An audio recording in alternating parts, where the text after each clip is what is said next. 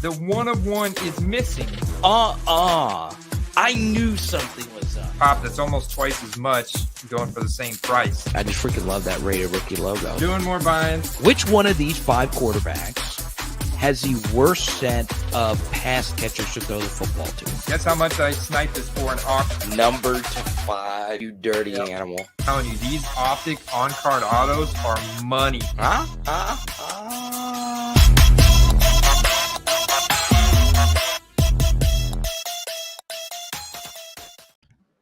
Football cards collecting and investing. His name is Andy. My name is Carter, and it's all a part of the nooffseason.com network.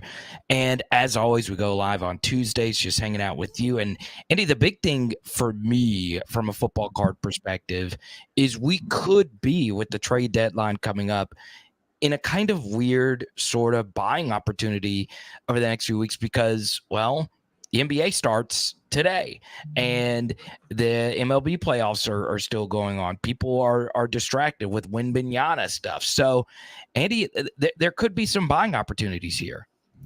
Oh, there absolutely can. Most of the time you find your best deals in auction. You know what's interesting, Carter, is if you go back and you look at the week over week, buy it now, sold volume versus the auction sold volume of like the biggest names in the hobby, whether you're looking at CJ Stroud, Brock Purdy, Trevor Lawrence, Jalen Hurts, Josh Allen, looking at a variety of different draft classes, they all have about twice as many auctions sold as they do buy it now solds. And that number will vary depending on like how many different cards they have out there for them as well. So it's there's always opportunities every week. And I mean, in the thousands of listings that I scrub, I'll find, even on big name players, like at Patrick Mahomes is a prime example. In the past few weeks, there's been some auctions for his Prism PSA 10 that have dipped down to around $3,000.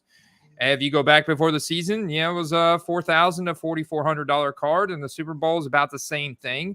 We know the all-time peak on that card was around $12,000 back at the end of the 2020-2021 season. So, there's always is opportunity in the market with the hundreds of thousands of football cards that are listed on eBay any given moment. Yeah, you are right, Andy.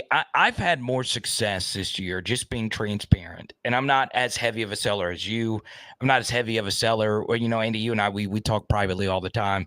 These people putting up 1 million, like 1.5 million 90-day turnarounds. We're not even talking about like huge. We're not even talking about like Card Collector 2 or DC Sports 87. It's just regular people are able to churn out that inventory. I have had more success with auctions. So, previous, you are always a buy it now kind of seller. Have you opened yourself up to doing more auctions from a selling perspective?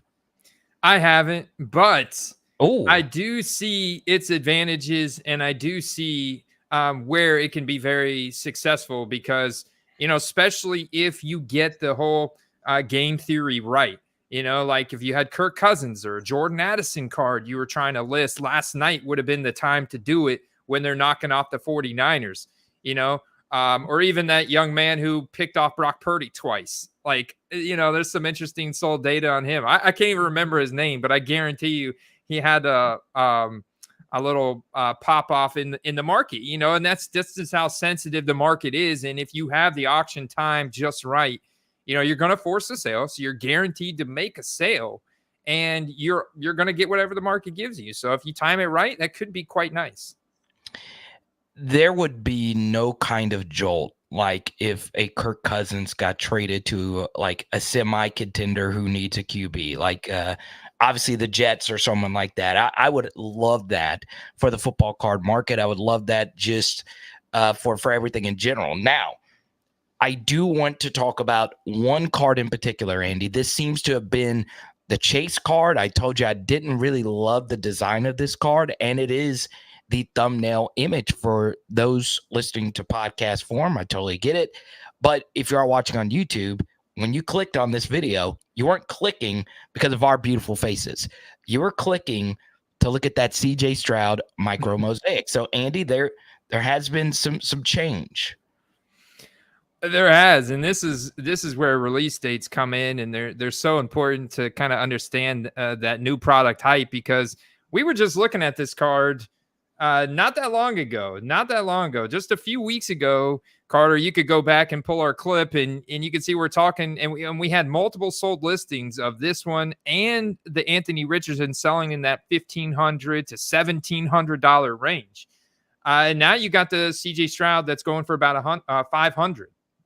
Crazy. Micro Mosaic. This is the Bryce Young range a few weeks ago when the product came out. So it's once the product's been out, now you can see cards like the Kaleidoscope, the Stained Glass. They're now at the similar level as the Micro Mosaic. So it's had its time. Its newness effect of being a brand new case hit has kind of worn off, and obviously some people are don't care for it. I'm sure that there are a lot of people that do really like these, and they want to get their hands on one. And I'm one of those people that don't care for it. It's just not for me. But for me, Andy, I am not like the biggest insert guy in the world, right? I'm fine with inserts, but overall, I mean, I saw recently that a Tom Brady kaboom went way under what it was a few years ago. But just in general, a lot of higher end things are just way, way, way under than what they used to be. A good rule of thumb for me, Andy, unless you know for sure that a card is really worth something. So, like you mentioned a minute ago, the Patrick Mahomes PSA 10 going for 3 or 4K.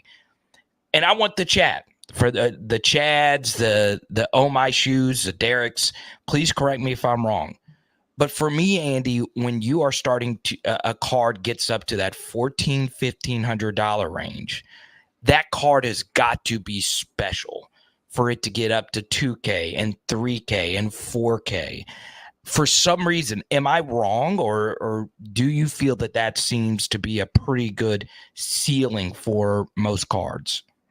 Yeah, I think so, because once you start getting higher than that, I mean, you start comparing the values of some of these cards to cards to cars. That's what I was going to say, cards to a decent car, and then I start, you start to see like the bigger volatility in those cards, just dipping a few $100 or dipping $1,000, but it's like, look at how high it was to begin with.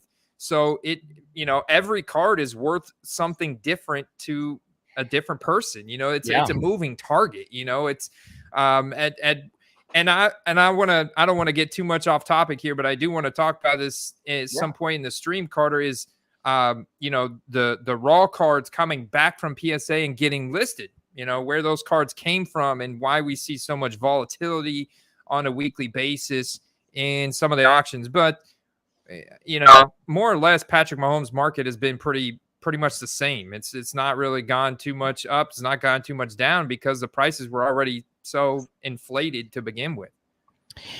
Yeah, no. I would love to hear more on this, and you keep going.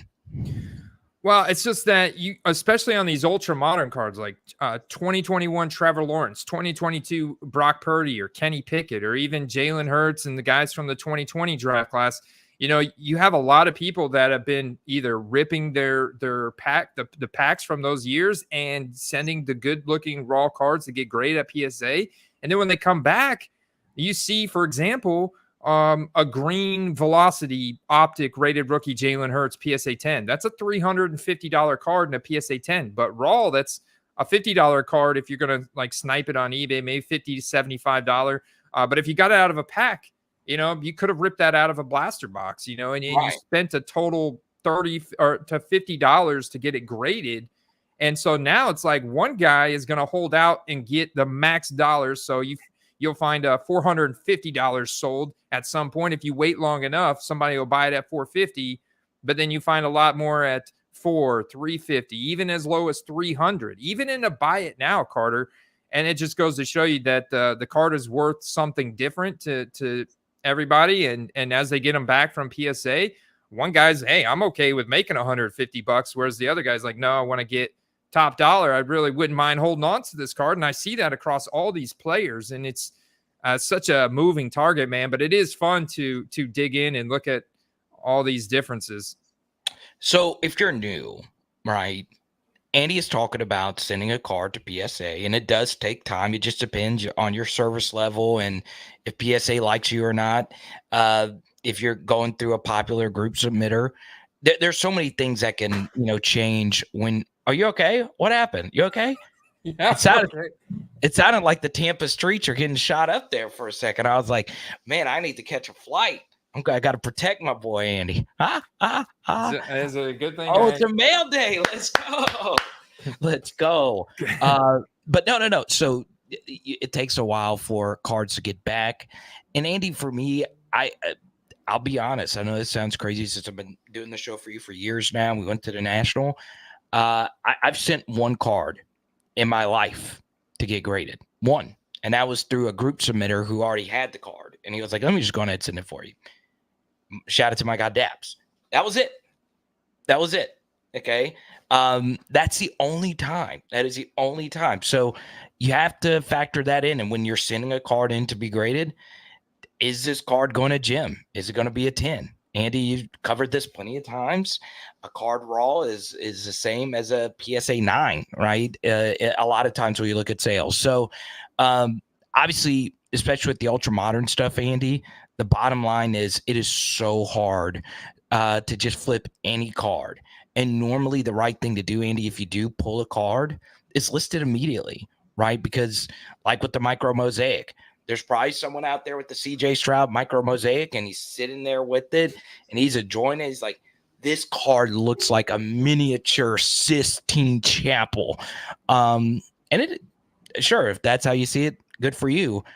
But that person who's probably watching this very popular show right now is like, dang it.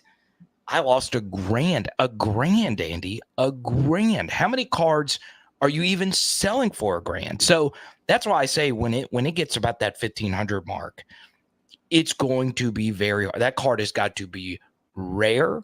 The player has to be elite for you to get up above that. Yeah, and those are the kind of cards that it makes sense to send to auctions. That's what you see a lot of. Like I was looking at. For example, you talk about prices getting really high. Josh Allen has got pretty high prices. I would say still on like the ultra rare stuff. You look at the rookie ticket autos, Joe Burrow's rookie ticket auto, generally speaking, is more common. It still sells for more than Josh Allen because you can get a rookie ticket auto, Josh Allen, in a BGS 9.5 for about $2,500, and the Burrow's base is gonna run you that in like a PSA 9 or raw condition. So. And over the past week, I've seen 150 Josh Allen buy it now sold just across his entire market, 300 auctions.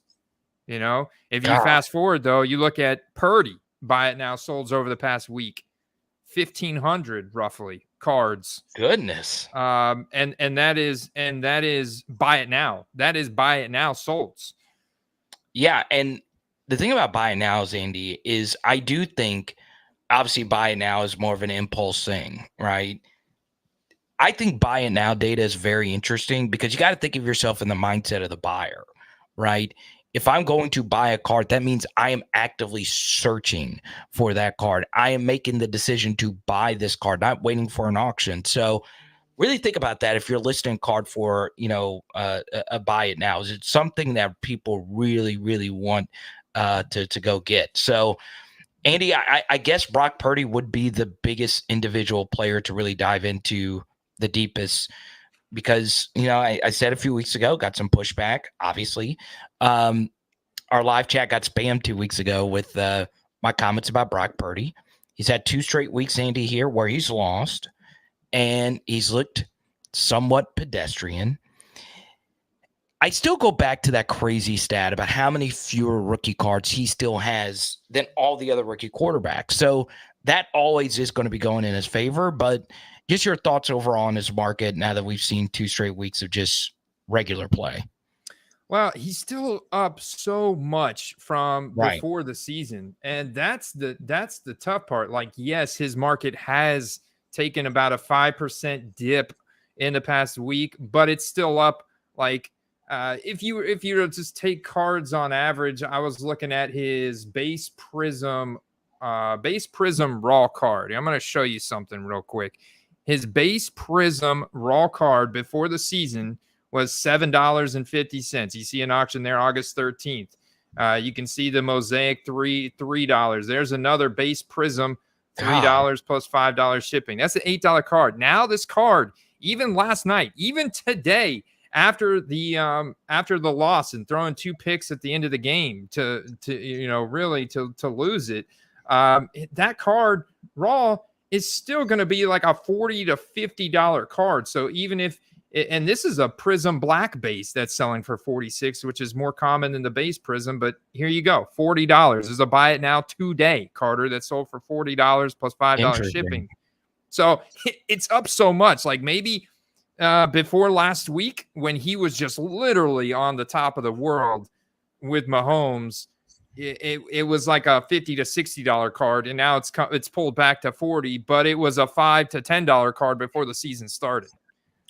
Yeah, I'll always just say use your eyes, right? Use your eyes. It's clear that to a certain degree he is a Shanahan merchant. That's all there is to it. A lot of QBs, and look, Brock. I would say Brock is better than Jimmy G. I'll give him that, but I would just say be careful. That's all I'll say about that. Now, Andy, as we always do with our live viewers, we want to get to as many of their comments as we possibly can. I'll go ahead and touch on this if you don't mind, Andy. I'm getting a lot of questions about college quarterbacks. Mr. T brings up here Caleb Williams, Michael Penix, Drake May all looked very pedestrian this weekend. Who's your Heisman frontrunner now? Carter? And Thomas brings up KJ Jefferson is also struggling.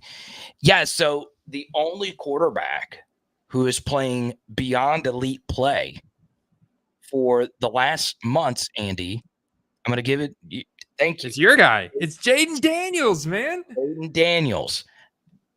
And he's starting to move up draft boards.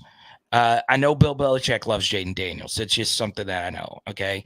And they're going to be in the market for a quarterback. So – they're going to be in that mid-first round game. I don't think the Patriots are just going to suck out the rest of the year.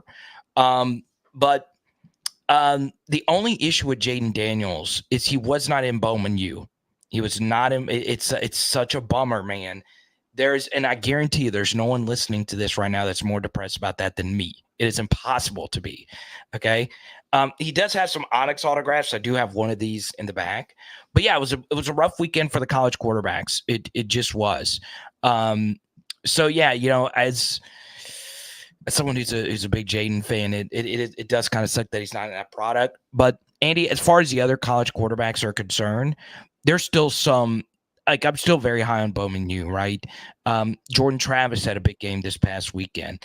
Obviously, Riley Leonard played through an injury this past weekend. He's in Bowman U with Bowman First and all that stuff. So, yeah, rough weekend for college quarterbacks in general, but I still think these guys are going to still put up some big numbers over the next couple of weeks. I mean, it's been a pretty rough weekend and just a past stretch for NFL quarterbacks as well. I mean, scoring is down. They talk about it every week, how scoring is down. You look at some of these performances from the defensive player standouts in the league. It's really impressive. So, yeah, I mean, and that's why we had, certain quarterbacks rising to the top like Purdy and Tua. But now it's like, yeah, I mean, it's Mahomes. It's Mahomes on top. We're reminded that they are the best team in the NFL, and maybe it's going to come down to a repeat between them and the Eagles. And if I go and dig into a variety of different Jalen Hurts cards, they've all been pretty much the same from before the season till now. He really hasn't had a big spike or a big dip. There's been there's so many different cards like we talked about between the auctions and the listings. It's way more volatile week to week, listing to listing, than it is for a guy like Mahomes. You have a little bit more consistency because you look at those specific cards. But even then, whether it's an auction, whether it's timed right, buy it now, you never know. Sometimes you get inconsistent data from unethical sellers, and there's a lot. It's a moving target. Those guys really haven't dipped, but yeah, in NFL, I feel like it's kind of running parallel at this point to to college football in a lot of ways. Yeah, Derek brings up JJ McCarthy of Michigan. Okay, two things. Michigan's not really played anyone. Also, J.J. McCarthy threw 2 pick sixes versus TCU last year. So I know some people are going to be hesitant before they actually play some big games. Also, there is, and there's JJ right there, there is a cheating scandal going on with the Michigan right now. Okay. And I know some of our Lions fans might not like that, but it should be very interesting. Oh, look, Keon Coleman, that's actually kind of a nasty card. He's so good. I don't know if you've seen him play yet, Andy. He is freaking ridiculous.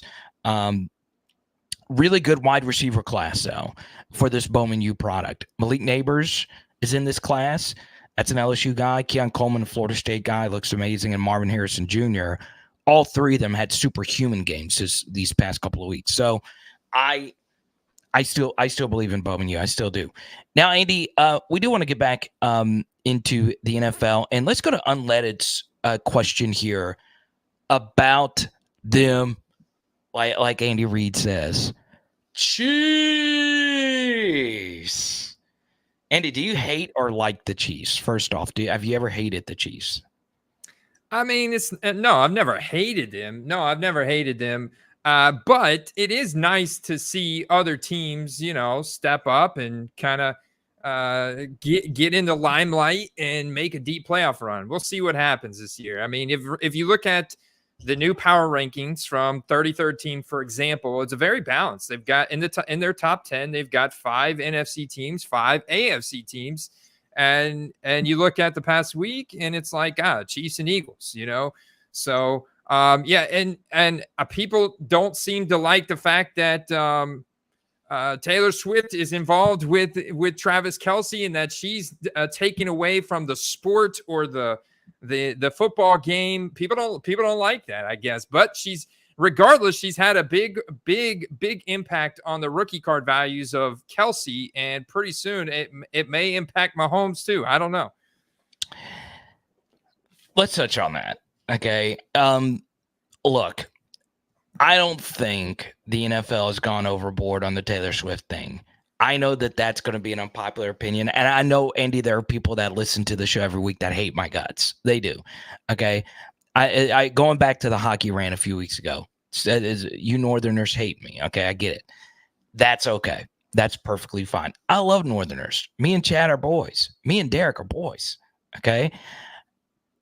Look, Taylor Swift is the most popular person, Andy, on the planet. Okay. On the planet. She's on the same level as the Beatles, Michael Jackson. When it comes to popularity, live with it. If that triggers you, I'm sorry. It's just the case. She's that freaking popular. She sells out these stadiums that these football players play in. And guess what, Andy? My wife watches the Chiefs every single week. Bought their merchandise. My wife asked me about Travis Kelce cards not too long ago. Okay. You're telling me this doesn't have an effect? You have the data. You've seen. You've seen it. Let's go to Unleaded here.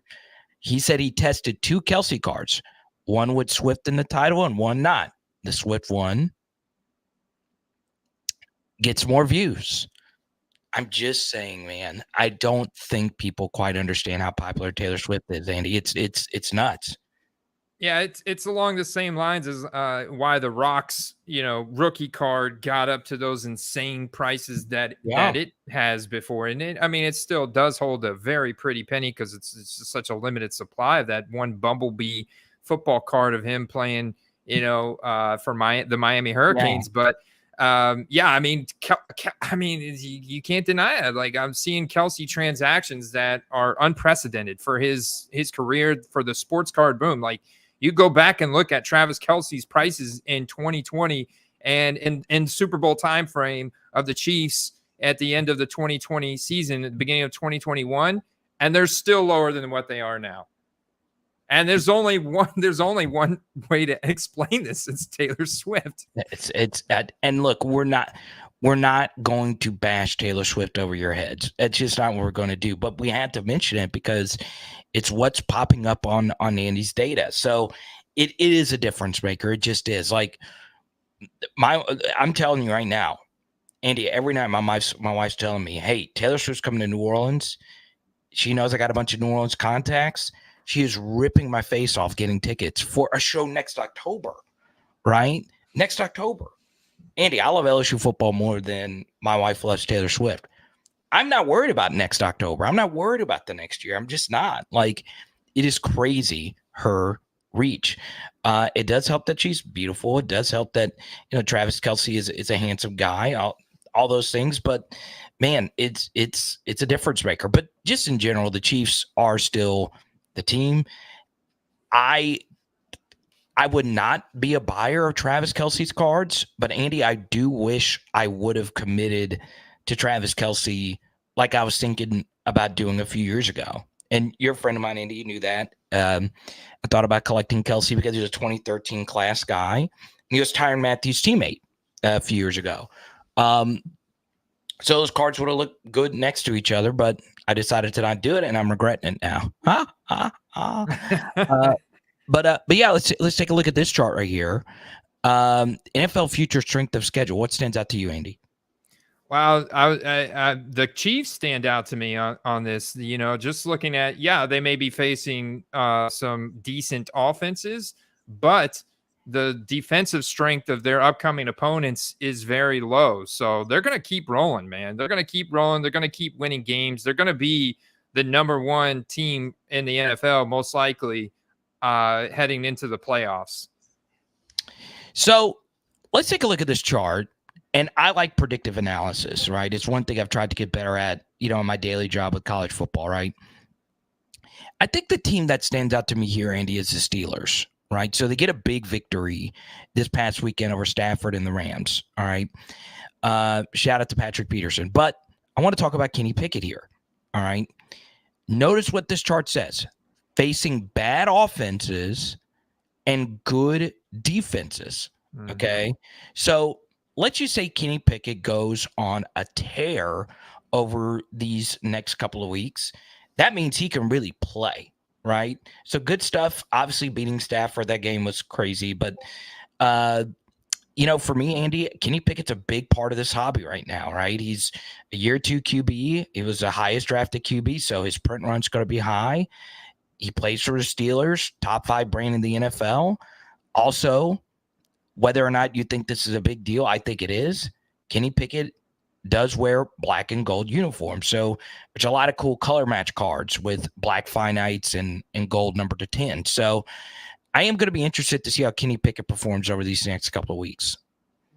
Yeah, he's had 1,500 cards added to the PSA database in the past 7 days. That tops the charts by far for any 2022 rookie. I mean, it's twice as much as Ritter, 3 times as much as Howell. You can see that's even 3 times as much as Garrett Wilson. Brock Purdy at 1,100 is the closest one, and we know how many fewer rookie cards. He's got like about 3,500 fewer rookie cards just in terms of variety, than Pickett, and that's part of the reason why he's got rookie ticket autos at $300. And with only 59 buy it now solds in the past week compared to Brock Purdy's 233, just talking specifically graded cards, it does paint an interesting picture for Kenny Pickett over the second half of the season, because he's been one of the guys, Carter, that has dipped more than pretty much any other quarterback because of how hot he got in the preseason. Kenny Pickett got so hyped up in the preseason that he has dipped. When you look at the 60-day trends, like, he's dipped quite a bit because of how hot his cards got before the season started. Man, I'm loving the chat today. You guys have been absolutely kicking butt today. I want you to pull up that chart one more time, Andy, the one where, it's predictive. We're seeing the good defenses, bad defenses, all that stuff. And I want to point out one more QB here, okay? And that's Lamar Jackson, right?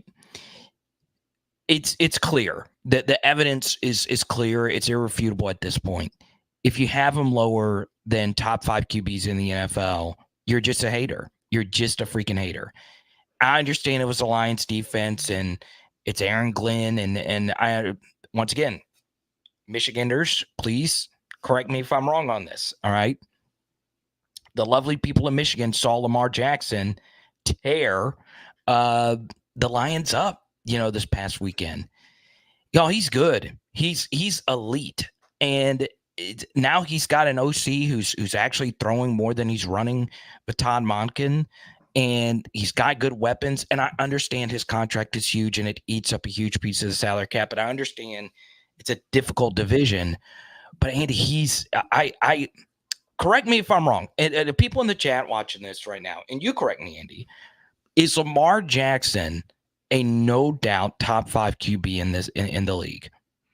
Well, he's got to be. He's got to be there right now. When you look at the EPA and the statistics and everything, and the defense is good. So, I mean, this is a great team. You saw the pressure they were able to get on Goff on Sunday, but which, shut them down, man. You put guys like Jared Goff under pressure, and they're not good.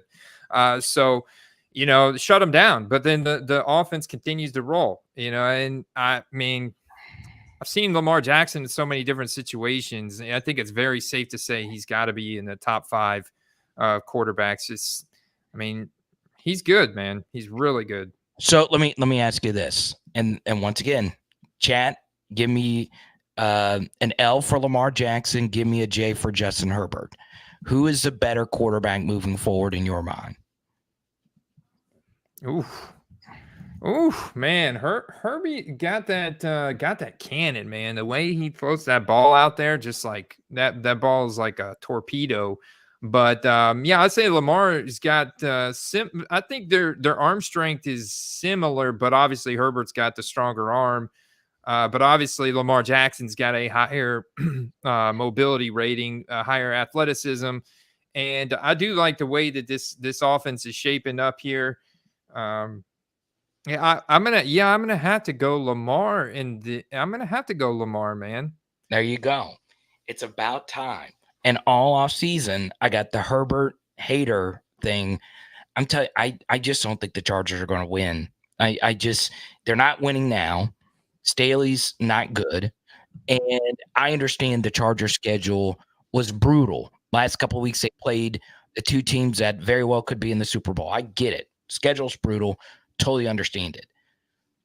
But I see the talent with Herbert. It's just, God, his prices are just so extravagant. They have been, and you could have been buying Lamar during that time period.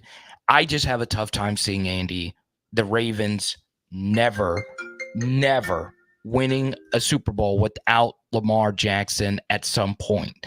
So I truly believe he's special. I was saying that this offseason that, now that he's got the contract and he's healthy, watch out. Yeah, you're right. We got to see an extended sample size of Tyler Huntley last year, and it wasn't the same as the guy. You could clearly see the regression from the beginner's luck that he had. We'll call it beginner's luck that he had whenever he initially started back in 2021 for Lamar. So I do think that Lamar is a critical component for the Ravens to make a deep playoff run, potentially Super Bowl. Now, Carter, what about, I'm going to pop back over this and ask you, what about the Browns? What about the Browns? Because this past week sure looked like Deshaun Watson could have come back in, and it sure looked like maybe PJ Walker is a better fit for this team than Deshaun Watson on this mega bloated contract. I remember last year we were talking about that PJ Walker game-winning throw to your boy DJ Moore. And PJ's got game, man. Deshaun, I will say this over and over again. Obviously, he's cooked. Do you think he can turn it around, Deshaun Watson? Or have you seen enough to say, Andy, he is 1,000% cooked? I don't think he's cooked, no. And I think he was just starting to get into a groove before he hurt his shoulder. But obviously, throwing shoulder injuries can affect performance in other ways, not only just the throwing motion. So I think at this point, he's not the best quarterback on that team right now. And I think a lot of it does have to do with this injury. But at the same time, he doesn't seem to be to have that same spark, that same magic that he had with the Texans when he was a rookie in his first 3 years in the league. Right. God, Myles Garrett is so good. I see Chad with the Myles Garrett flip. I see you. Wow. I can't believe how much Deshaun Watson cards have fallen. Just looking at his Prism PSA 10, there's a buy it now this past Sunday that went for $75 in the morning. Another buy it now for $125. An auction, I think that's probably your consistent trend right there, around $125. But dude, that's the current price for Cooper Kupp. That's the current price for Christian McCaffrey goes for more than this right now. So, I mean, just look at that. He has just totally tanked in value since the season started. Wild. I guess if it got below 75, Andy, I guess I would have to be a buyer at that point. But it's got to be a buy. Yeah, the Browns are a playoff team, aren't they? Yeah.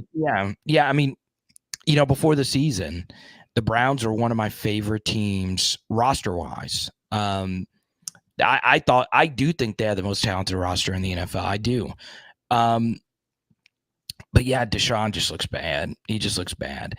And he's just a tough guy to collect, right? Andy, you saw it at the National. People want to like you, right? And something else that's really not nearly as serious as, obviously, the allegations against Deshaun Watson, but he actually liked football cards. I remember seeing a few photos of him with all his rookie cards, like parallels, everything. And I was like, dang, we don't know many quarterbacks that are like big fans of cards per se. Like Trevor Lawrence, obviously, has an affinity towards them, but still. And as Ron points out, there was some crazy officiating at the end of that Colts-Browns game. Now, we get to Hobby Tip of the Week, and Andy ought to talk about a player that one of our loyal chatters brought up. Hobby Tip of the Week for me is pretty simple. If there is a guy that is clearly not a starter and he has a huge week, don't go buy that guy. You already missed out on the opportunity, okay? Don't even think about it, right? And that was the case this past weekend with Tyson Bagent, right? Or Bagent, however you want to say his name. Tyson Bagent. Andy, are you part of the Tyson train? Hey, man, he's interesting. He's interesting, right? This guy could have gone to a D1 school. So I started doing some more digging into his bio and started to like him more and more the more I read. And he's got very few rookie cards. So we did see like the Leaf card, the Leaf draft auto card spiked like crazy. That's his most common card that people were after. And that card went from like a $25 card to now $150. I'm sure there's been probably maybe even some higher transactions this week, as Justin Fields probably going to miss another week or two, I'd imagine, with the thumb injury. And this Tyson Bagent kid, guess what? He didn't turn the ball over, Carter. He didn't turn the ball over. And Deontay Foreman had a career game and he managed the offense. And what you got out of Tyson Bagent, which was interesting, was the rushing yards. You got 24 rushing yards. He showed some athleticism. So this kid's an athlete. He could have gone to a bigger school, but decided not to for whatever reason, stayed at Shepherd, balled out at the Senior Bowl. In looking at it, I'm like, I'm hearing some of these fantasy analysts talk about how, why was Michael Wilson a thing at around draft time? That was because of Tyson Bagent. Like those are the guys that he was throwing to at the Senior Bowl, apparently balled out. And, his dad's a 28-time world champion arm wrestler. He had his little segment on NFL was super funny. He seemed like a really cool guy. He was hilarious. And Tyson Bagent, man, just happy for him, the success that he was able to get. He's good. Things like that happen are great for the hobby. And they're very interesting case studies. Yeah. So Blake brings up, he says, Carter, anything is possible. See Kurt Warner. Yeah, absolutely.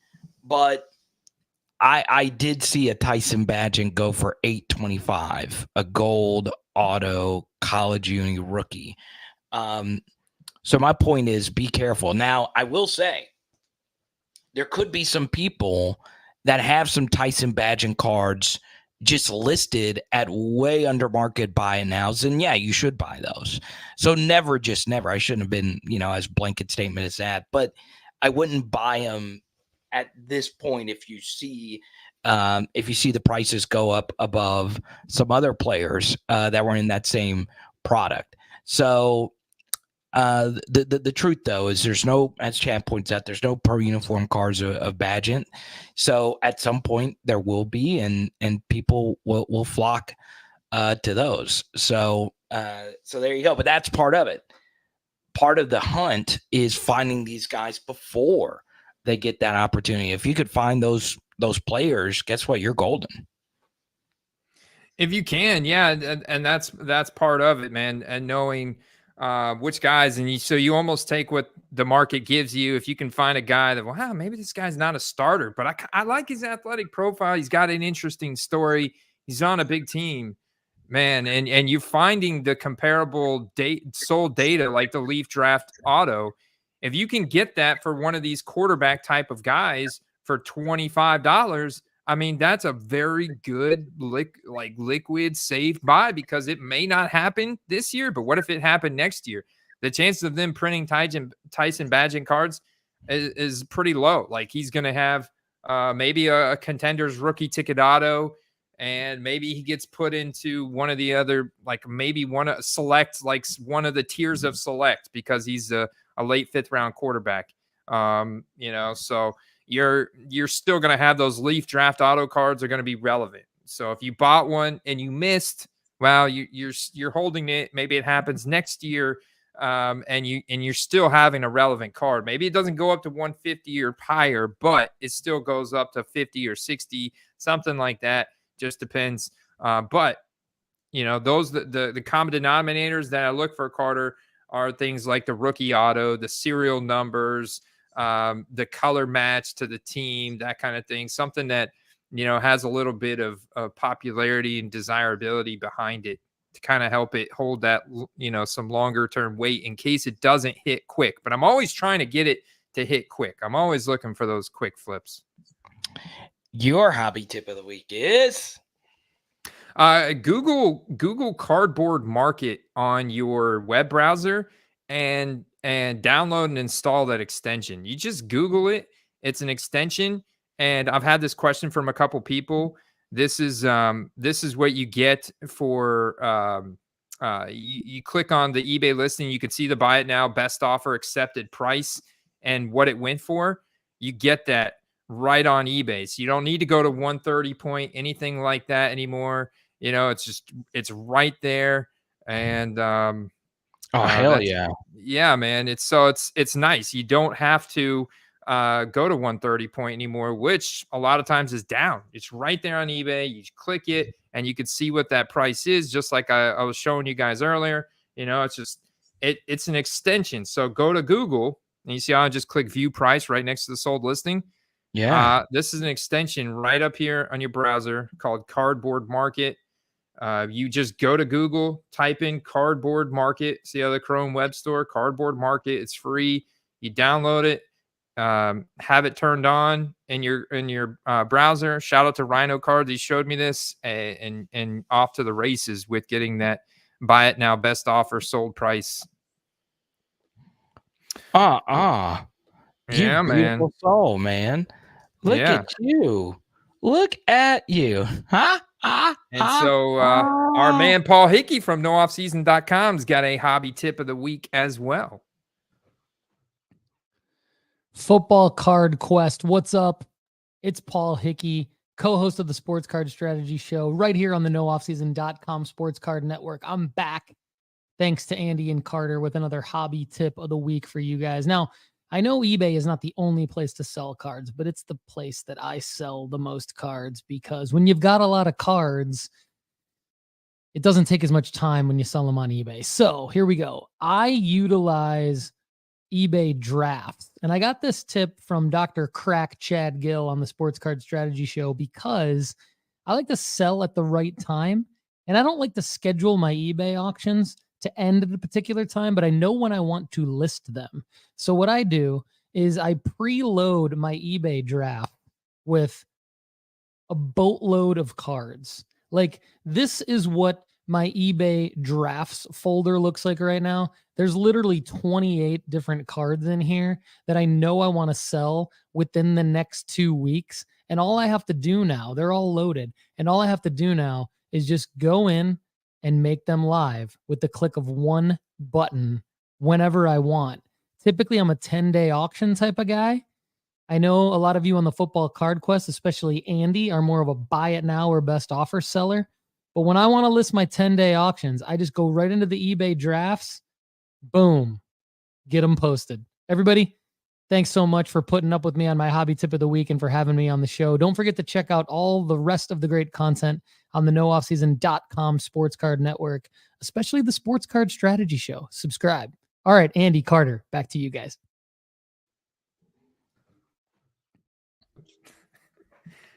Yeah, so I like that strategy, Carter. I do that similar with the eBay drafts, but I start the eBay listing on my computer, save it as a draft, and then I go over to my phone, open the draft, take a quick picture of the card, and then click list. So I love that, being able to have these drafts ready to go, and then all you need to do from your phone is pictures and list. I'm a big fan of that strategy. So I've actually never done this. So you can draft it on your computer and then pull it up on your phone and then put just the photo in it and then list. Okay, that could save you a lot of time because, for me, when I list, I have to take a photo with my phone, then send it over, airdrop it to my Mac because I'm a Mac user. I'm a mammal, unlike you other people that don't use Macintosh products. You're not a Mac guy, are you? No. God bless. I have an iPhone, but I have all Windows computers. Just what do I have to do with you? I mean, why?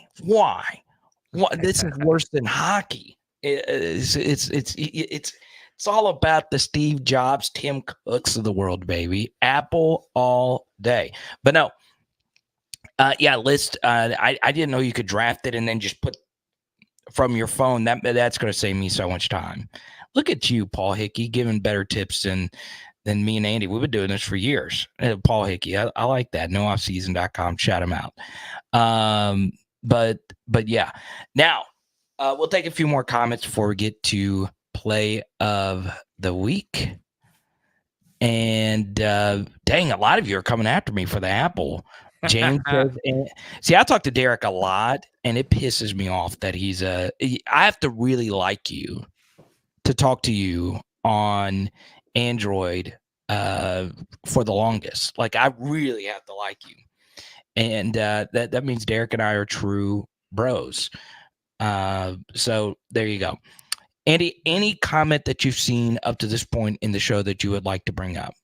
Man, the chat is lit. The chat is lit. I'm having a difficulty keeping up over here. And I mean, this is it's tough. I'm trying to hone in on one comment, but man, no, the chat's lit. Now, okay, so let me ask you this. Donruss coming up pretty soon. Your thoughts? That's a major release because it goes in retail stores. It's going to have a healthy variety of cards in there. Big checklist. Got the rated rookies. They're going to release the factory sets as well on this. Those at about $50 have historically always been a good deal if you can get those full retail sets because they're all in great conditions. You have your highest PSA 10 hit rates on base Donruss rated rookies. So yeah, that's another reason why this raw product does so well. It's going to be a big chase for a lot of these guys. It's a fully pro uniform. I'm guessing there's maybe one or two guys in there that are not pro uniform.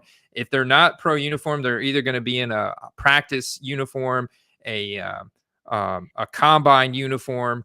I don't think. I mean, I've only ever seen like And this is going back to like 2018, 2019 Donruss, where they have a couple of the rookies in there that aren't rated rookies in a college uniform. But if that is the case, then it's still going to have a pro team logo and stuff. But almost in all cases, it's going to be at least photoshopped to where it's like them in the combine or a practice jersey. It's not going to be, I mean, I'm sure it'll be better photoshopping than some of those Bowman Chrome University cards. But yeah, big set, big release. It's going to be super popular. All right. Now, we do get to play of the week. I will say this. Donruss is a big release. You do get the rated rookie logo, okay? It does kind of get mixed in with the optic, which is different, but you still get the rated rookie logo. That's always going to be iconic. I would stay away mostly from buying anything Donruss base or anything super rare, right? And also, obviously, Prism is always going to be around the corner, and Prism is still king. So just keep all those things in mind. Okay, Andy, I am going to let you go first for play of the week. Okay. Yeah, man. So, yeah, I see some more comments rolling in here in the chat. So, yeah, I look at Donruss 2023 as a big flip product, right? To your point, I don't want to hold it whenever optics coming out. But the pro rated rookies for rookies this year is going to be lit. So I look at a guy like Josh Downs, just coming off a career game. Maybe the Colts lose, but Gardner Minshew put up a lot of points. And the Colts are a team that's interesting to follow right now in the AFC South, playing aggressive, competitive. Shane Steichen has been a really nice change of pace coach for this team. And their defense, it's got weaknesses. It's about middle of the pack. And I look at this team as that's going to continue to compete. If you go and look at that screenshot we had pulled up earlier, you know, the remaining schedule is about so-so. And then right there's the Texans. So my two plays are going to be one, Josh Downs, and then two, Tank Dell for the Texans. I like both of these guys, man. I'm coming to find out that anytime you get any type of coach or coordinator that worked around Kyle Shanahan, they're going to go on to do some good stuff, man. So I'm bullish on this Texans offense because, you know, Tank Dell has been a ghost the past few weeks, but it's only a matter of time. He gets healthy again, and all of a sudden he has one of those big spike games, and I can turn around and flip the card, quick flip, because I can just get him so cheap in auction right now that I'm going to turn around and flip him. I'm going to go with Christian Kirk, okay?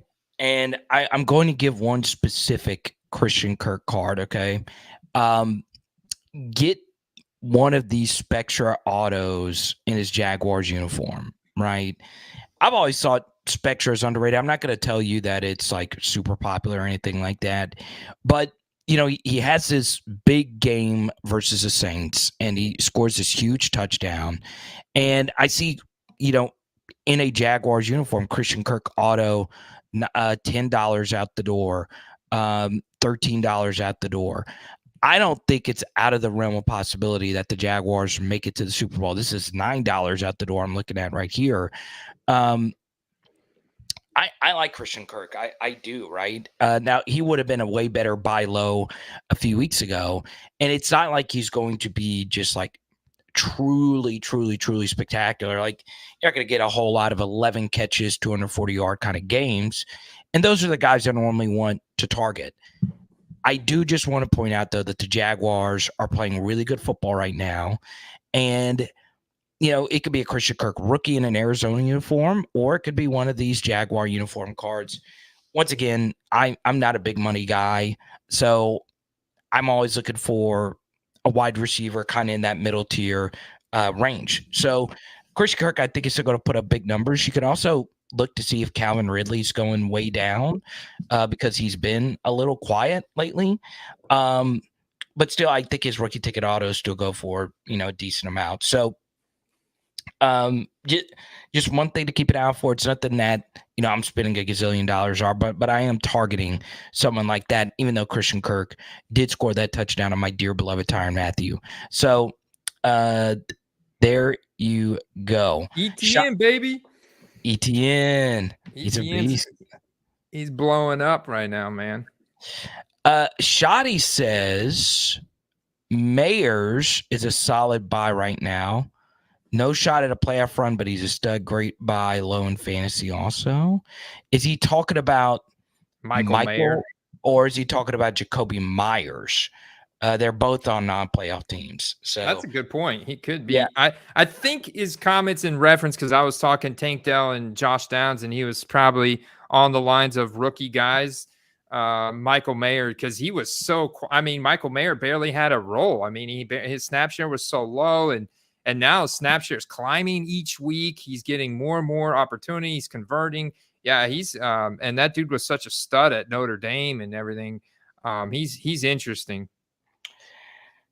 Let's talk about eBay promotions. Diamond Dogs with the Kevin James meme says eBay is really pushing the promoted listings for him, and he says his sales have gone up.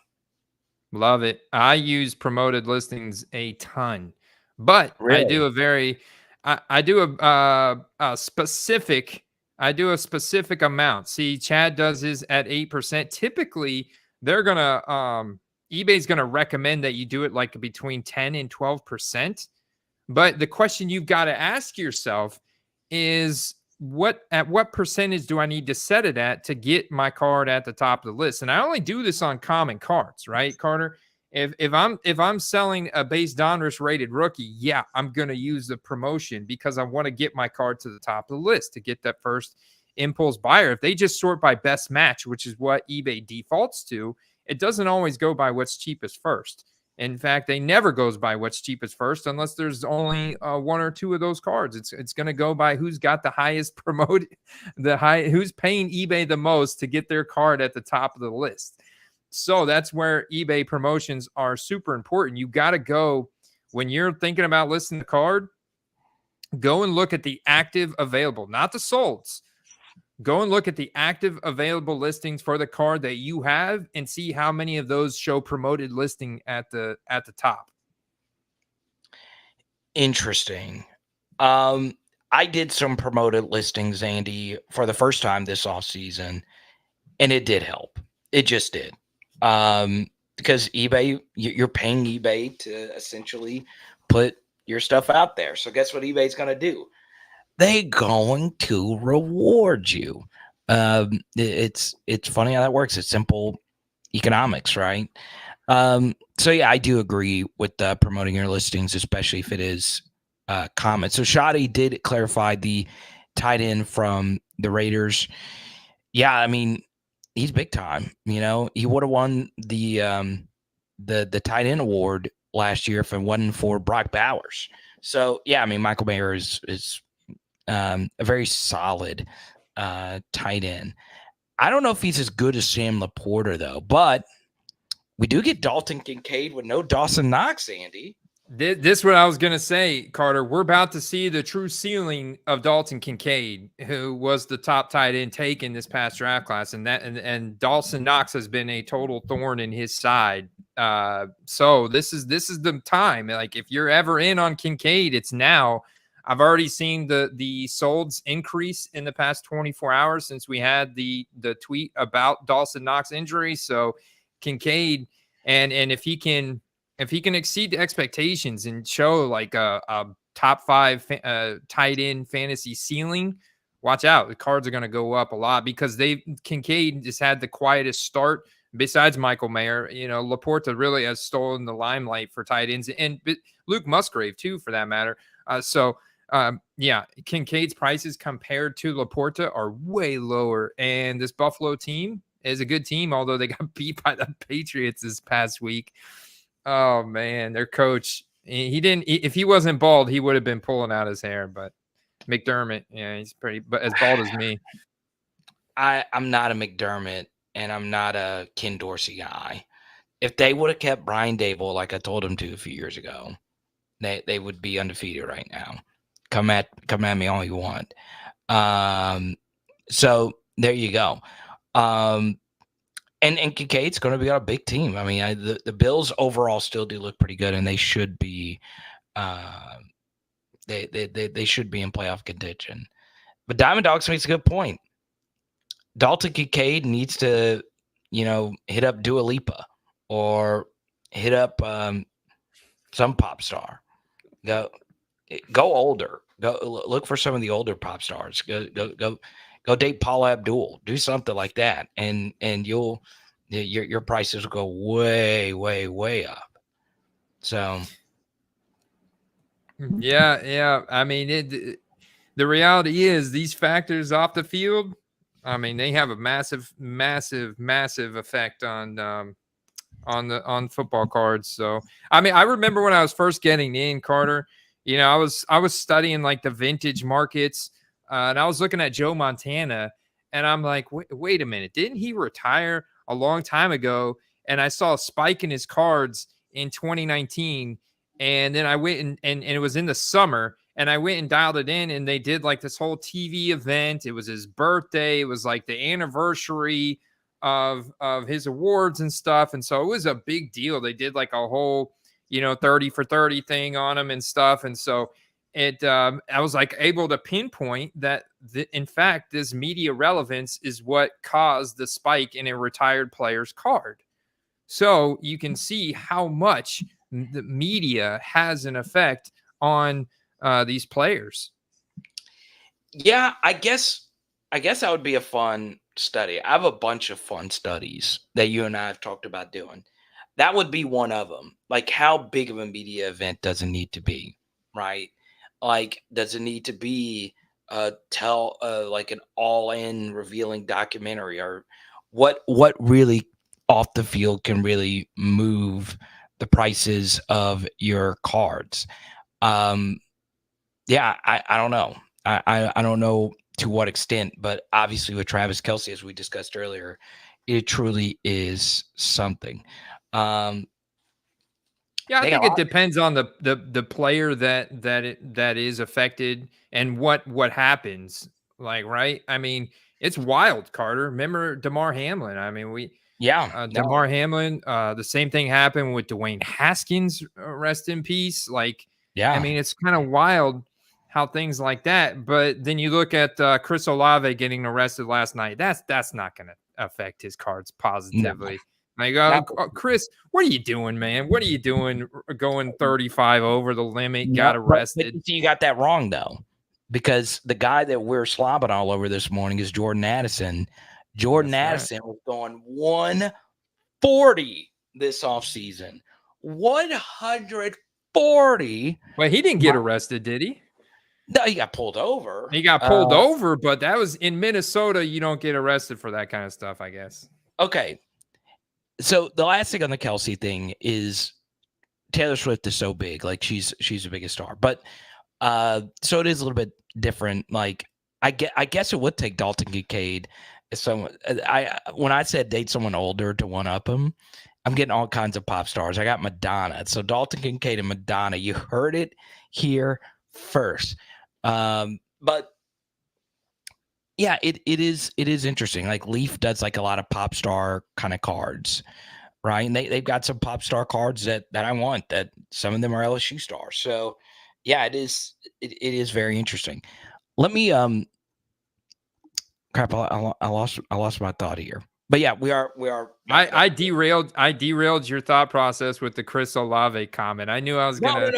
No. It was that. It was something to do with speeding. Football. Oh no. What is the fastest mile per hour you've ever driven, Andy? The fastest. I've driven 175 on a motorcycle before. I was much younger, and what? I did it. I had to do it.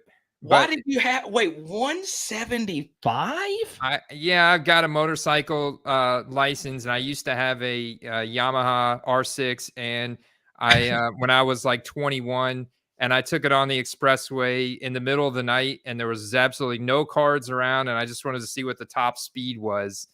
And so I pegged it, me and another buddy, and we got it up to like 175, and I felt like I couldn't you couldn't move at all, or you were just gonna like fly off of the thing. It was pretty wild. So I slowed down, and I remember that because we got back to the city, and a couple of the other guys were still going really fast, and I had slowed all the way down to just going like 10, 15 over the speed limit, and these guys were still going like 35, 40. Sure enough, state troopers come flying by me and pulled over my friends, and I ride by them as they're pulled over, and I just keep going. I mean, dude, they hated me for that, but I told them before we got into the city to slow down. Like, I'm not speeding through the city. I'm not that dumb. Like, I'll speed in the middle of the country on a country road where nobody else is around, but not when I get into the city. I mean, come on. So in the chat, I'm curious because we do have to wrap this up because I'm chubby and hungry right now. What is the fastest you have ever driven? Just give your MPH. I did not think when I logged on to this show that I was going to be hearing my good friend Andy goes 175 miles per hour. 175. So we're getting a bunch of 120s. I don't think anyone here could beat 175. I mean, I could get a call here from Lewis Hamilton and Jeff Gordon being like, dang, slow down. That is crazy.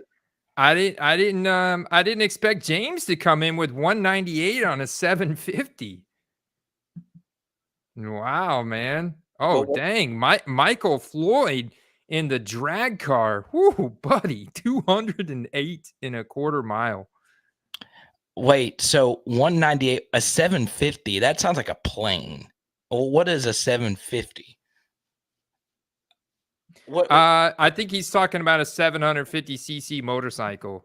Oh, okay. Because I know, like, essentially, yeah, 757 is a plane. I was like, okay, yeah, that makes sense. But 198, God, we got a bunch of 145s, 120s in here. Some guys, it's using airplane speed. Yeah, I mean, are we classifying how fast I was going? I was flying to the National to meet up with you. Yeah. I'm talking about wheels on apparatus, whatever it can be. 208 is insane, but you're in a drag car.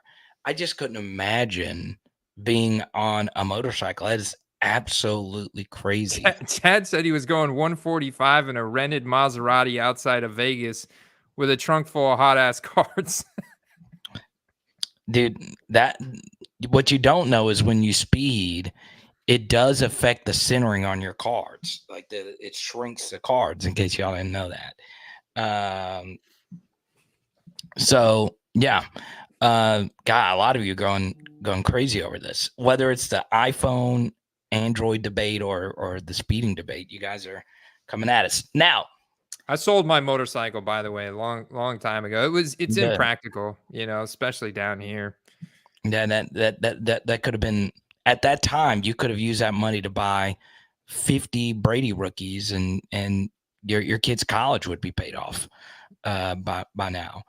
But still, now what we need you to do is give this show 5-star reviews on all platforms and tell your friends about it. Right, we do it every Tuesday. So it takes a lot of work to do this. This is not easy work. So join the Football Card Quest Patreon and check out noffseason.com. And until next week, y'all. Peace. Drive safe out there. Boom.